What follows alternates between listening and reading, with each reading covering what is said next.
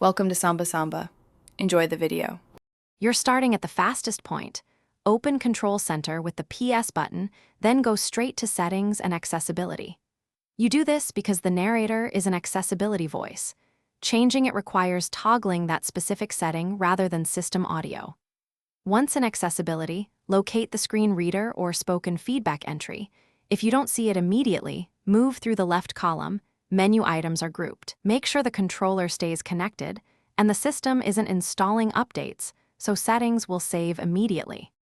Now that you're in screen reader settings, select the screen reader or narrator option and toggle it to off. You're doing this to stop spoken feedback across the system. Toggling removes the voice instantly for menus, games, and apps. If the console asks to confirm, accept to apply.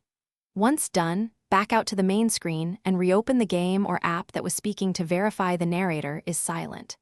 If speech still occurs, proceed to a quick restart to clear cached audio states. Finish by rebooting the Ps5 if speech continues. A restart often clears lingering accessibility processes. Make sure no controller shortcut is bound to toggle narration. Some users set accessibility shortcuts that reactivate speech when holding PS or another button.